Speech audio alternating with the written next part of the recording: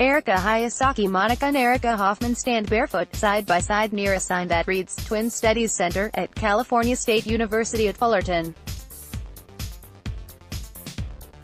Their glasses removed, both have auburn eyes, softly jutted chins, light freckles, and perky noses. Both wear black shirts and small sparkly earrings. Erika's are flowers, Monica's bows. The identical twin sisters turned 39 the day before this lab visit. You are the 101st twin pair we've had in this study, Nancy Segal, a shrewd, spirited professor in a sequined black hoodie, tells them, as a cluster of graduate students shadow her through the halls. Segal, a fraternal twin herself, is a walking Wikipedia of twin science. She specializes in evolutionary psychology and behavioral genetics, and has studied thousands of twins and their families around the world. Nearly 3 decades ago, Segal founded the Twin Studies Center to learn what twins like the Hoffman sisters, far from the same, despite appearances, have to teach us about the complex interplay of forces that impact our health and shape who we are. Segal takes out a tape measure and begins with Monica, then moves to Erika. 68 inches, Segal says. That would make Monica 3/4 of an inch taller. At first glance, the Hoffman twins' physical differences are as difficult to notice as their slightly mismatched heights. It's tricky to tell them apart at all, except that Monica wears a gray beanie, wispy baby hairs peeking from beneath its knitted edges. Erika wears her brown hair loose, falling past her shoulders. Monica used to have the same hairstyle, before 4.5 months of chemotherapy and 6.5 weeks of radiation treatments left her bald. In September 2015, doctors discovered a tennis ball-sized tumor in Monica's left breast. It turned out that she had stage 2 breast cancer, which had already spread to her lymph nodes. But the specialists were surprised to learn that Monica had an identical twin, and 3 years later, they continued to be baffled. Monica is now in remission after a partial mastectomy, while Erika continues to receive regular mammograms and ultrasounds, but has never tested positive for cancer. A year before Monica's diagnosis, a mammogram also detected early-stage breast cancer in the twins' mother. Identical twins, also known as monozygotic twins, come from a single egg that splits in two, and share 100% of their genes. Neither Hoffman twin tested positive for BRCA gene mutations, which account for between 5 and 10% of breast cancer cases. There are other mutations that may be involved in breast cancer, but with the Hoffman twins, the question loomed, what could have led to their divergent diagnoses, when their bodies contain the same roughly 20,000 genes? Twin studies have historically been some of the most valuable genetic research tools in the world, contributing a century of data to our knowledge of human behavioral, medical, and physical traits. All twins are valuable to research, says Geoffrey Craig of the Centre for Molecular and Medical Research at Deakin University in Australia. But identical twins, I think they are the most valuable. Because what we control, or hold still, is the genetics. The mother, the father, the date of birth, the season of birth, the shared environment, the family, the mother's diet, are all the same. Twin studies are a simple, very elegant design. Segal adds. Holding the genetics constant allows researchers to study the age-old question of nature versus nurture. What aspects of a person come from their DNA, and which come from their environment? There was a time when scientists tended to think one or the other factor was more important to development, but they have since come to realize how limiting it is to confine our understanding of behavior, health, and identity to this either-or dichotomy. Nature and nurture work in concert. Segal says, affecting every measurable human trait. To her, twins are not just curious spectacles, but unique individuals born in tandem, living gifts to science and to humanity. Segal has investigated some of the world's most fascinating twin cases. she's traveled to Brazil to spend time with twins who belong to a family that includes 22 sets of identical twins born across 5 generations. Like many researchers, Segal used to believe that while fraternal twins run in families, identical twins are just random occurrences in nature. But cases like the Brazil family and a study of 13 sets of identical twins in Jordan challenged that idea, along with findings like a 2009 study that found twins from 7 different families shared similar alleles. Each of these families produced at least 2 pairs of identical twins. But Segal may be most known for her studies on twins separated or switched at birth, such as the case involving Begonia and Delia from the Canary Islands in Spain. As a baby, Delia was accidentally switched with another infant in the hospital, and the girls and their families grew up oblivious that it had ever happened until they were 28. They were the 6th switched at birth pair of twins ever identified. In 2014, Segal stumbled on the 8th and 9th publicly known switched at birth cases, an even more bizarre story of 2 sets of brothers in Colombia. Each family believed their 2 sons were fraternal twins. But everything the men thought they knew about their families themselves blew up when a coworker of one of the brothers, Jorge, in Bogotá went to the butcher shop on the far side of town. She was sure she saw Jorge working behind the meat counter, which was particularly odd because she knew Jorge worked at an engineering company, designing gas and water lines. It was actually Jorge's identical twin, William, who he'd never met. This mistaken identity led to the discovery that 2 of the 4 brothers had been switched at birth. The young men were actually part of 2 identical twin sets.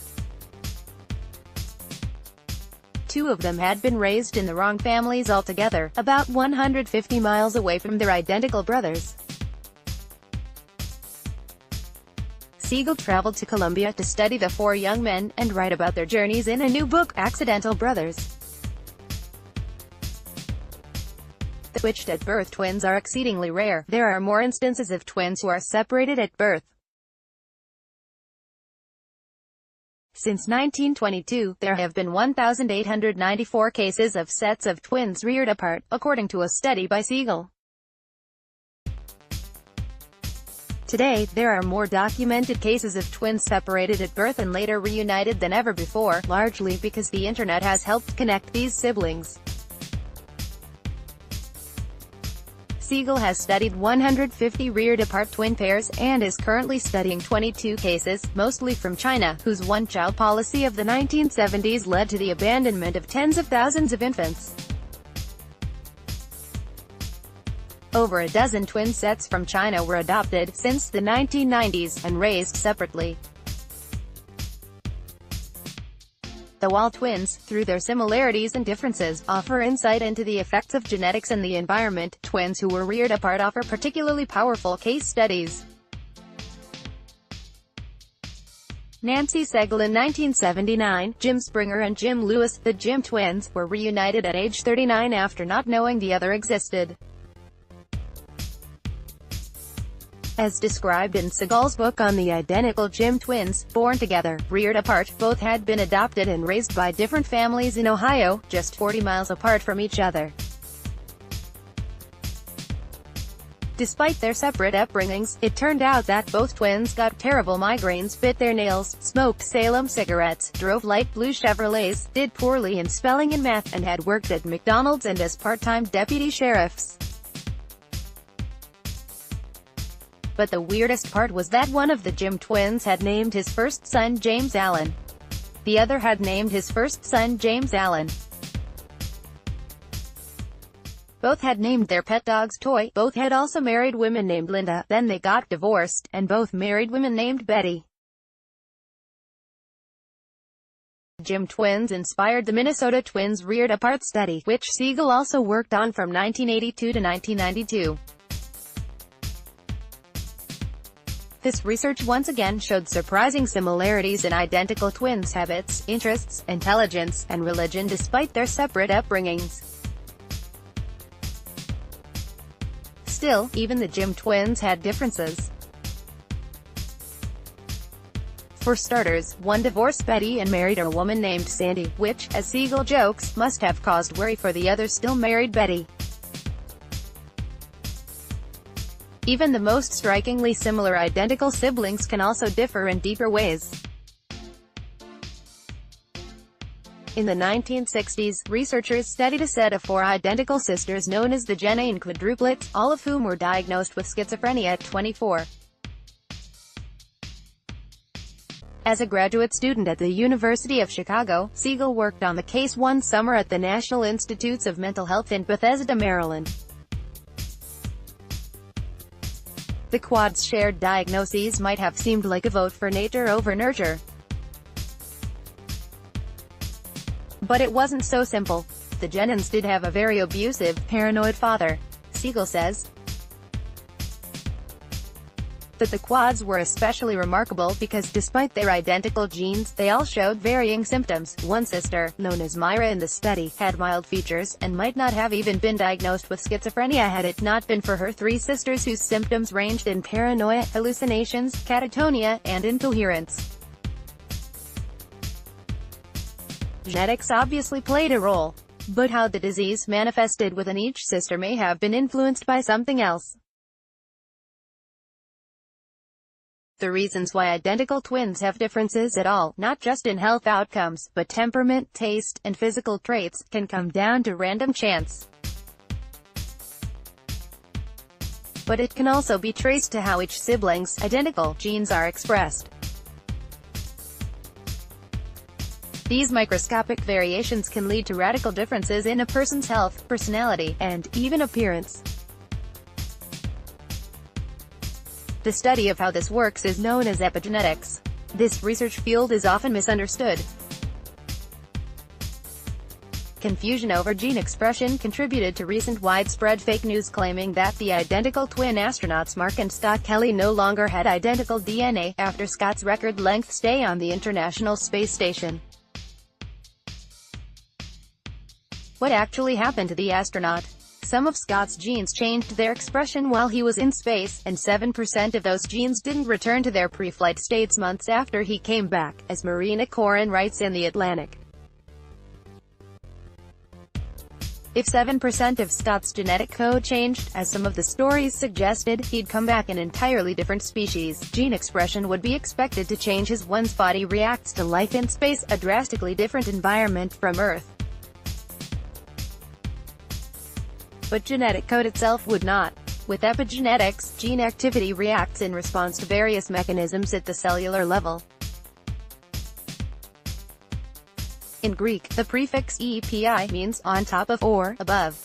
So referring to epigenetics, or the epigenome, implies a process occurring on top of the genes. A common analogy used to describe the epigenome is to consider genes as instruments in the symphony of life. But they don't play themselves. They need musicians. Epigenetics would be the musicians that help express or silence the performance of our genes. Exercise, sleep, trauma, aging, stress, disease, and diet have all shown significant effects on the epigenome. Studies suggest that some changes to the epigenome may be passed on to our future grandchildren. Meanwhile, scientists are actively working on epigenetic editing, finding a way to hack gene expression. Others are developing drug treatments that target the epigenome. There's hope that the science of epigenetics will one day help doctors detect and disrupt diseases earlier and more effectively. Whether a gene is active or not can depend on chemical compounds that click onto the DNA structure, toggling the gene's on-off switch. Think of it as a biological lock and key. These changes can be clicked into place, and they can also be undone. Environment and lifestyle can influence gene activity, and it is within this segment of the field of epigenetics that twin studies can play a key role. My own identical twin boys are now 16 months old. One has a strawberry-shaped birthmark on his left ankle. The other has a thick M-shaped birthmark on the back of his right thigh.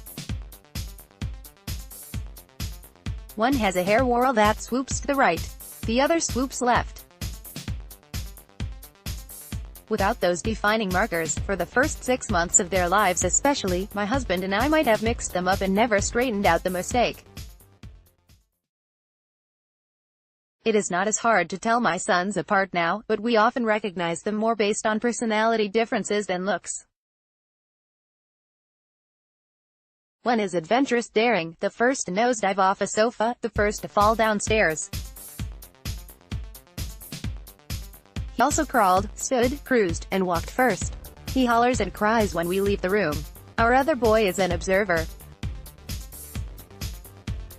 He can be laser-focused, able to spend 30 minutes trying to click together a buckle as his brother marches around with his chest puffed, in need of constant movement and entertainment.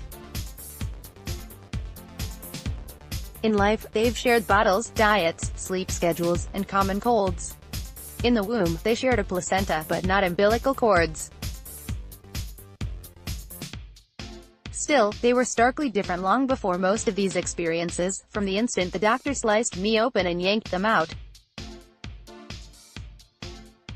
One screamed all night long in those first days on Earth. The other, in the same bassinet, dosed right through his brother's cries.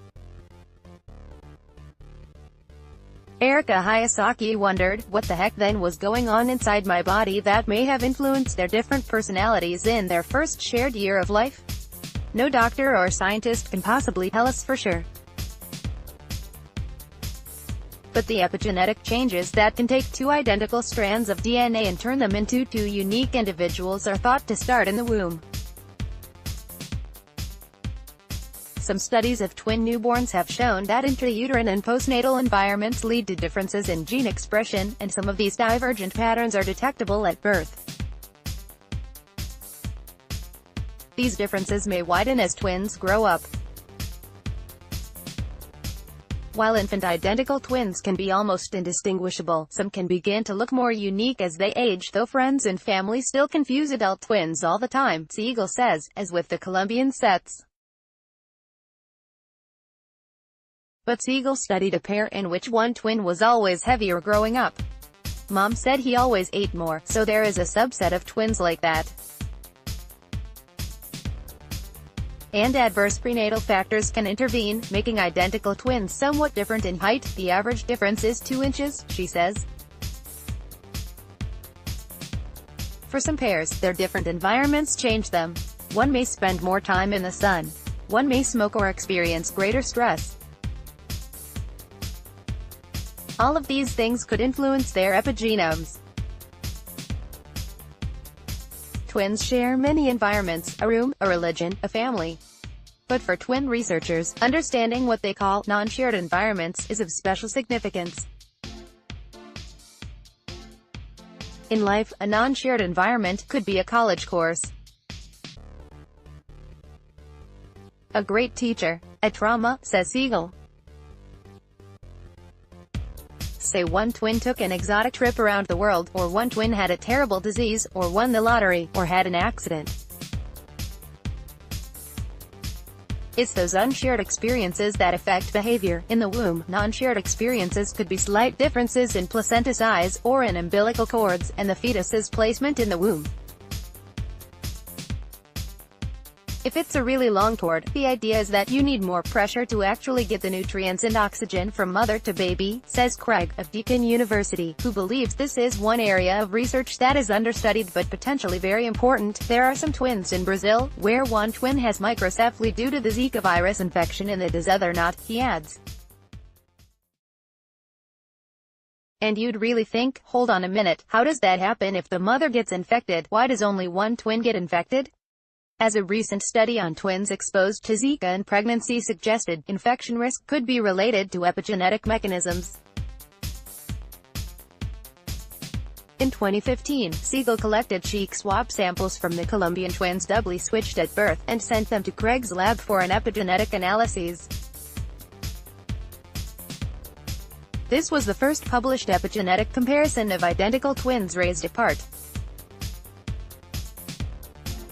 Two of the identical twins raised apart, Jorge and William, shared the same bump on the same spot on the bridge of their nose, and until they were reunited both had been convinced that it was from an injury.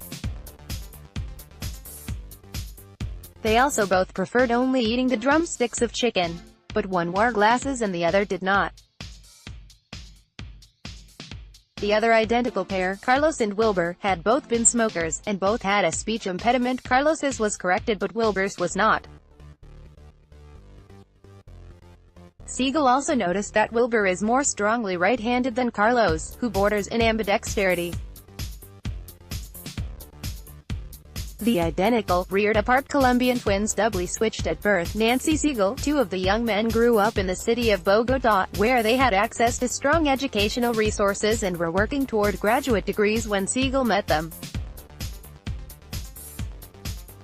The other two grew up on a remote farm in Garita El Recreo, and left school after 5th grade.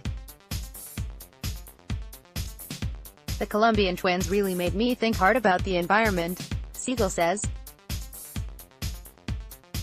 The separated twins were raised in extremely different environments, more so than most separated pairs. Craig specializes in reading one kind of epigenetic marking known as methylation patterns.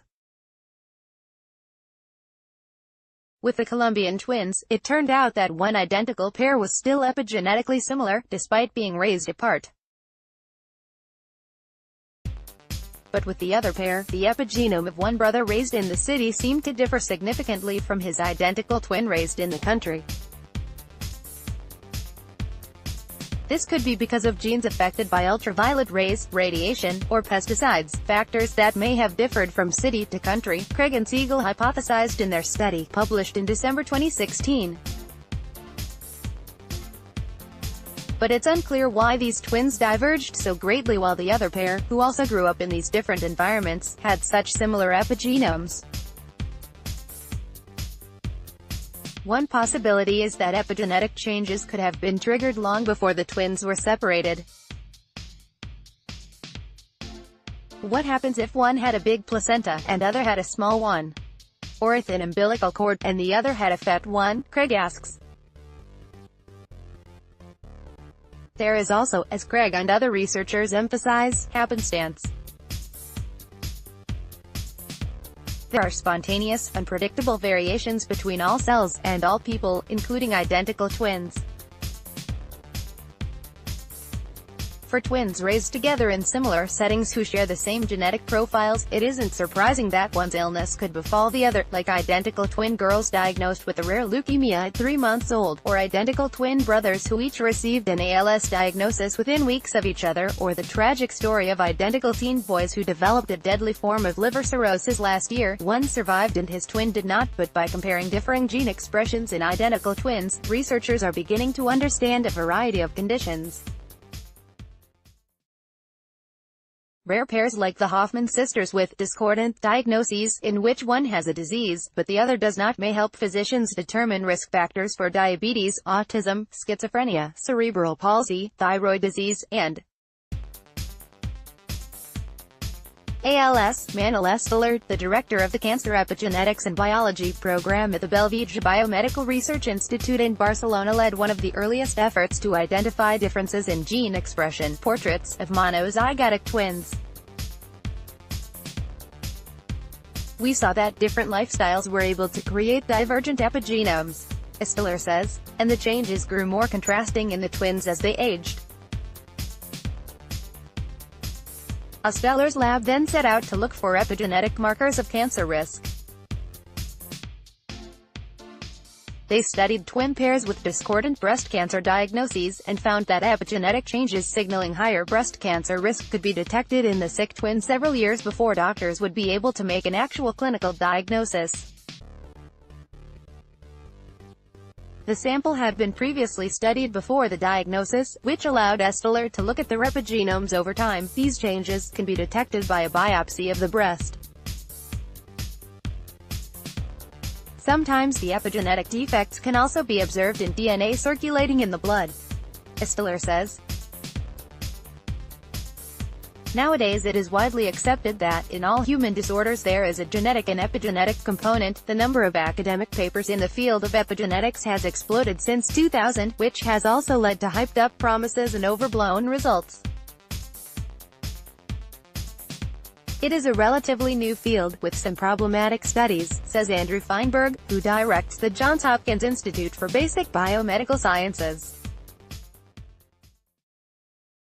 But for some diseases, like cancer, it is already well established that most of the mutations disrupt the epigenome, so epigenetics is at the very heart of malignancy. In April's New England Journal of Medicine, Feinberg called for doctors to integrate genetic and epigenetic information into their practices, arguing that the field can lead us at last to an era of comprehensive medical understanding, unlocking the relationships among the patient's genome, environment, prenatal exposure, and disease risk in time for us to prevent diseases or mitigate their effects before they take their toll on health. After Monica Hoffman's breast cancer diagnosis, doctors probed the twins' medical and life histories, forcing them to think about where exactly their environments had diverged.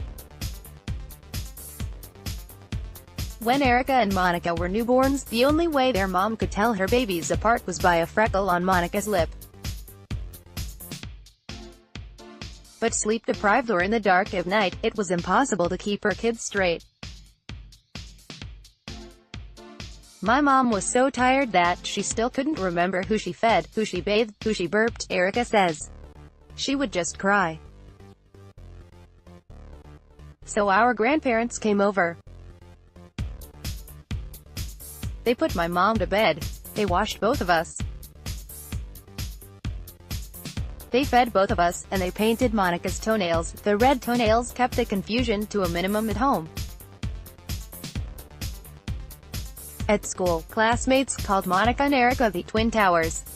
They played softball and volleyball, were natural leaders, and had similar taste in clothes, surfing tanks and flip-flops even in the winter. They both attended California State University at Long Beach. They went on to start a pharmacy wholesale business together and, after living apart for a while, are now roommates again in Huntington Beach, California. The sisters wondered if stress may have played a role in Monica's illness. Erika was in a long-term, stable relationship. Monica struggled to find the right romantic partner. Did it come down to diet? Monica ate salmon 3 times a week for a year. Erika ate far less fish. The sisters told doctors about Monica's irregular, low-pain periods, which started when she was 10. Meanwhile, Erika had regular menstruation cycles since the age of 11, accompanied by excruciating cramps. Monica developed breasts by 5th grade, much earlier than Erika. The truth is doctors may never be able to tease out any environmental triggers that may have been involved in Monica's diagnosis. Many environmental epigenetic findings so far are based on correlation, not proven causation. In the field of twin studies, there is so much still left to untangle and explore, as the research continues to veer more toward epigenetics and also the human microbiome, Segal says. One key question for scientists to consider may be not just if and how the environment toggles with gene expression, but how humans could flip genes on or off ourselves. This is where technology such as epigenetic gene editing, which focuses on turning the volume knob of gene expression up or down without changing the underlying DNA, holds great promise. The Hoffman twins enrolled in Segal's study, which is still underway, to better understand themselves, but through their involvement, they will also help researchers like Segal understand more about all humans. Today, the cancer-free twin, Erika, is focusing on disease prevention. She receives regular mammograms and ultrasounds. She thinks back to Monica's bouts with chemo.